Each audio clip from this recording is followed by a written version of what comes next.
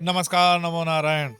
धनतेरस की पूजा माँ लक्ष्मी से मैंने 2-3 एपिसोड भी बनाए श्री यंत्र को, और किस तरह से खड़गमाला वगैरह के माध्यम से करते हैं। लेकिन आप लोगों का हमेशा से जो आग्रह रहा है कि मुहूर्त का समय भी बताएं, तो इस बार भाई मुहूर्त का समय थोड़ा सा शहर के हिसाब से मैं बता रहा हूँ।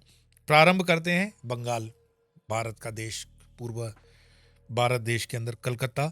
6:41 से शाम 7:38 तक ये धनतेरस की पूजा का समय है कलकत्ता के लिए।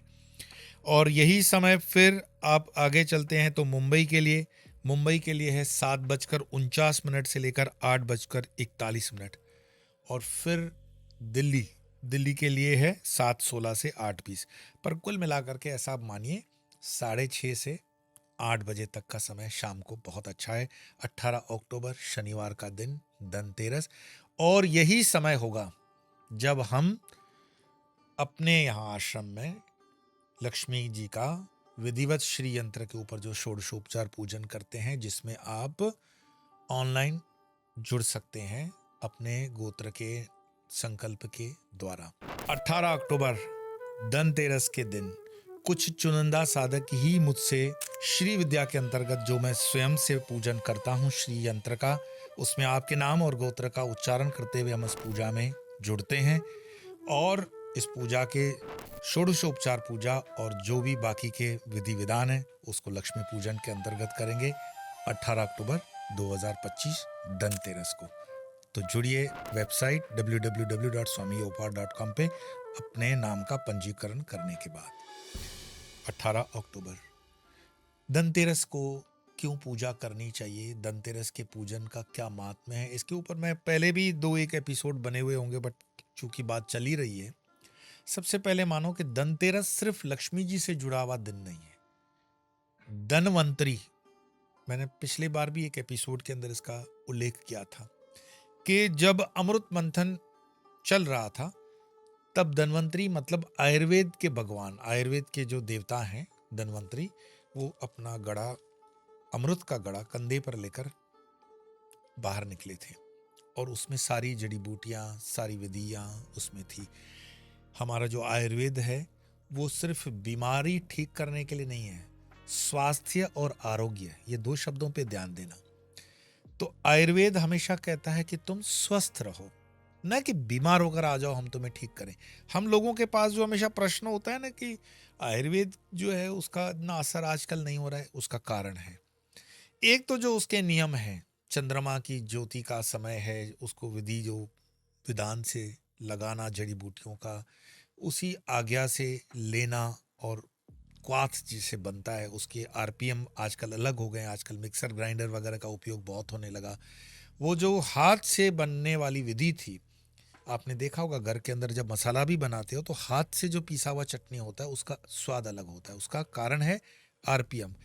आरपीएम मतलब जो चक्र घूमता है मिक्सर ग्राइंडर में वो कई 100 बार घूम जाता है, जबकि हाथ वाला धीरे धीरे घूमता है। तो जो घर्षण से ऊर्जा उत्पन्न होती है, इलेक्ट्रिसिटी पैदा होती है, गर्मी पैदा होती है, वो उसके तत्वों को जला देती है। और यही कारण है आयुर्वेद के तत्व जलने का। पर हमारा आज का जो विषय है वो विषय तो लक्ष्मी पूजन, धनतेरस की पूजन करने के विषय में है। तो मैंने समय भी बता दिया आपको, तारीख भी बता दी। अब हम आते हैं कि धनतेरस की आपके जो प्रश्न है कि सिंपलेस्ट विधि क्या हो सकती है। मैं आपको हमेशा कहूं कि भगवान जो है वो भावना को देखते हैं, हमारे इंटेंशंस को देखते हैं। तो जरूरी नहीं है कि उस दिन तो भूल से भी आपको बाहर के ब्राह्मण को बुला करके लक्ष्मी पूजन नहीं करवाना चाहिए। क्यों? उसका ऐसा नहीं कि मैं ब्राह्मण विरोधी हूं और ब्राह्मण के विरुद्ध में बोल रहा हूं। उसका कारण है कि जब आप अपने घर में पत्नी को लाते हो, माँ को लाते हो, बेटी को लाते हो, तो आप उसको स्वागत करते हो या पड़ोसी को बुला करके स्वागत करवाते हो? तो लक्ष्मी हमारी आप माँ स्वरूपा जब अंदर बुलाते हैं तो उसके लिए पंडित की क्या आवश्यकता है। लेकिन हाँ, बड़े बड़े कंपनियों में या बड़े बड़े ऑर्गेनाइजेशन के अंदर बड़े बड़े सेठ साहब तो बैठेंगे नहीं, तो वहाँ ब्राह्मणों के लिए ठीक है। लेकिन घर के अंदर पूजा स्वयं से करनी चाहिए। और जितनी भी सहजता से आती है संतुष्ट हो जाओ। पत्रम पुष्पम फलम तोयम, सिंपलेस्ट ऑफ द सिंपल पूजा भी आप करोगे, खुद करोगे। तो उसमें गीता प्रेस गोरखपुर की जो पुस्तक नित्य पूजन वाली है, मैं हमेशा कहता हूँ वो पुस्तक अपने पास रखो। नहीं भी है तो गूगल पे देख लोगे तो पीडीएफ में मिल जाता है। तो उसमें जो पंचोपचार, दशोपचार, षोडशोपचार पूजा की विधि दी हुई है। तो वो पूजा की विधि में कई उपचार जो दिए हुए हैं, उसमें सबसे पहले पंचामृत का सबको पता होता है। आप कैसे हिंदू हो अगर आपको पंचामृत पता नहीं है? तो उसमें दूध होगा, दही होगा, थोड़ा मध यानी हनी वो होगी, घी गाय का होगा, शर्करा यानी बताशे का जो या मिश्री का पाउडर वो होता है, गंगा जल होता है। तो 5 इस तरह के द्रव्य मिलाकर के वो होता है पंचामृत। एक एक से भी पूजा पहले कर सकते हैं। कच्चे दूध से कर दिया, फिर दही से कर दिया, घी से कर दिया, मध से कर दिया, शर्करा से कर दिया और शुद्ध जल। और या तो फिर ये होता है कि एक ही साथ मिला लिया और पंचामृत से कर दिया, 5 मिनट में वो हो गया। फिर साफ जल से, आपके पास मूर्ति है अगर माँ लक्ष्मी की तो ठीक, माँ लक्ष्मी के चांदी का कोई सिक्का है तो ठीक, कोई श्री यंत्र आपके पास है तो ठीक। श्री यंत्र की आकृति वाला कुछ है, किसी ने लिखा कि हमारे पास कई 100 सालों का वो ताम्र पे बना हुआ, अथवा तो जो भी विधियां पन्ने पे बना हुआ है वो चलेगा, सब चलता है। पानी से खराब ना हो उतना देखना तुम्हारा काम है। कुल मिलाकर के पूजा पाठ हम स्वयं से कर सकते हैं। इसमें कोई बहुत बड़ी टेक्नोलॉजी वाली फार्मूला नहीं लगती है, भावना लगनी चाहिए। और फिर उसमें धूप दीप ये तो आ ही गए। माँ को नैवेद्य दोगे तो कोई फल वगैरह कर लो।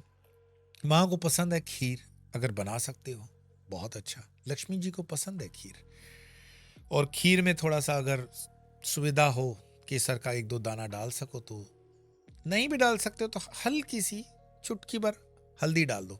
पीले रंग का महात्म्य है। आप बोलोगे मैं आपको पाक विधि भी समझाने लगा हूं आजकल, खीर बनाने की विधियां मैं बताने लगा हूं, पर जो शहरों के अंदर ये सब निकलता जा रहा है क्योंकि परिवार टूट रहे हैं।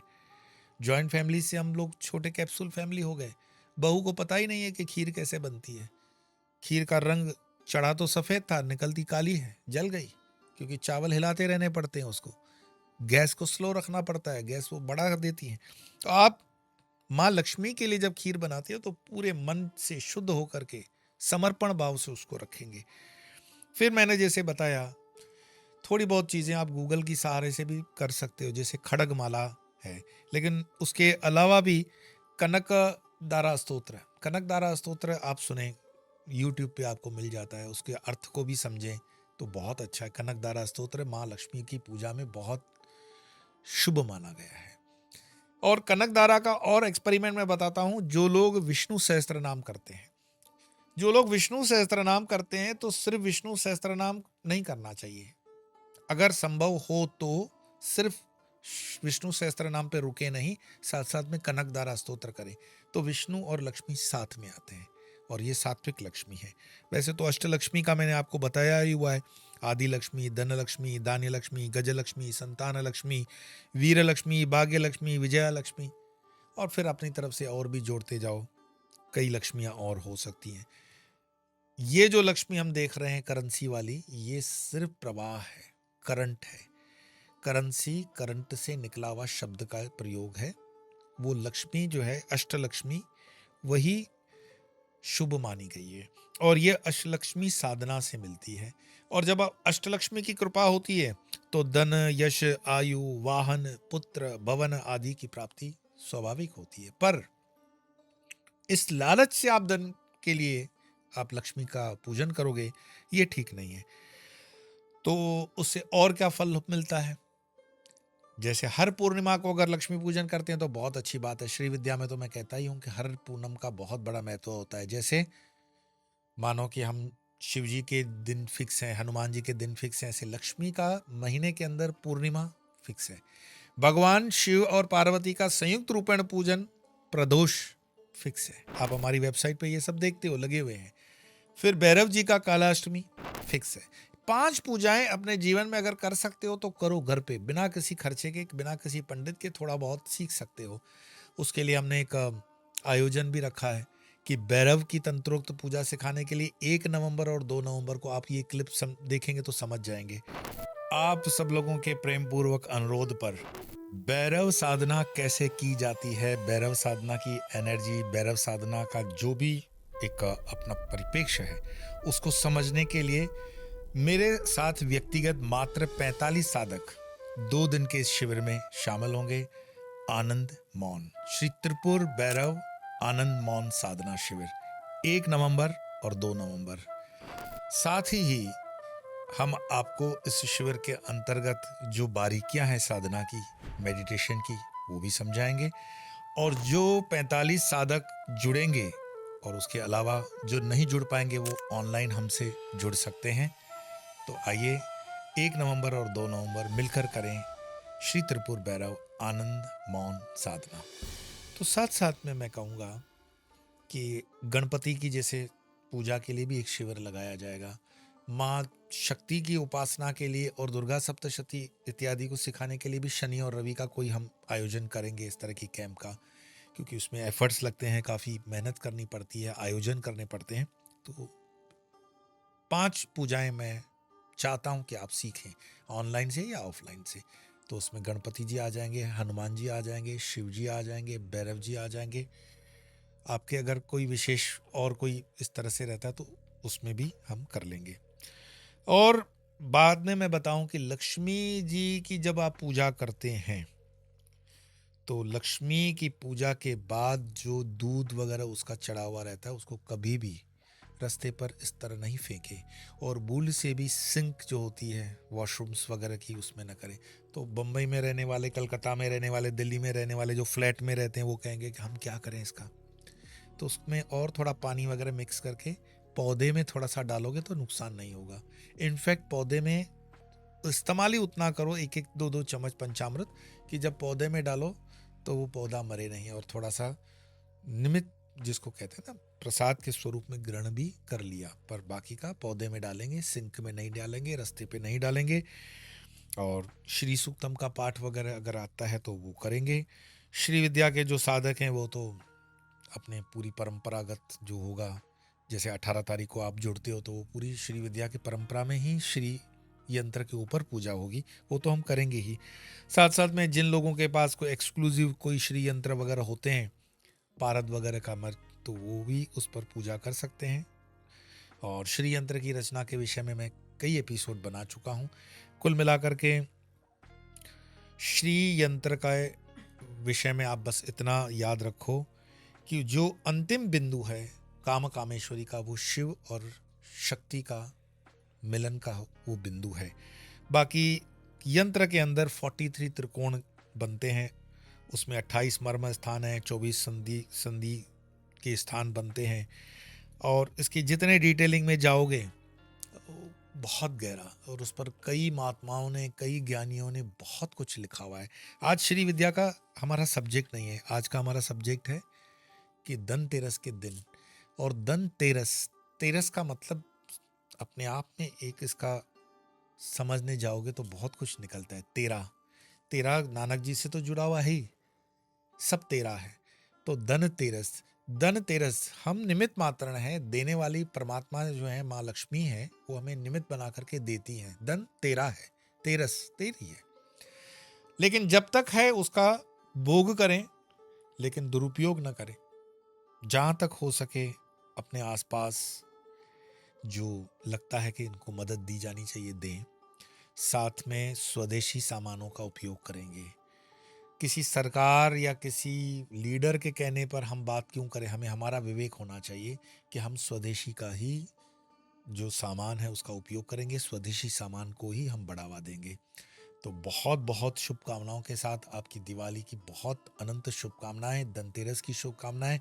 ये दिवाली चूँकि गुजरात में तो बहुत लंबे तक हम लाभ पंचम तक मनाई जाती है, उसके बाद जलाराम बाबा की जो जयंती आती है वहाँ एकादशी तक निकल जाती है हमारी दिवाली की छुट्टियाँ। तो हो सकता है शायद एपिसोड थोड़ा सा देर से भी आए, तो पुराने वालों को देखते रहेंगे और सीखते रहेंगे।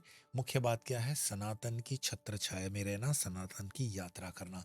बहुत समय मिल रहा है, इसका सदुपयोग करना। तो बहुत बहुत ढेर सारी शुभकामनाएं दिवाली की, नूतन वर्ष अभिनंदन भी। आज इतना ही, फिर मिलेंगे। नमो नारायण।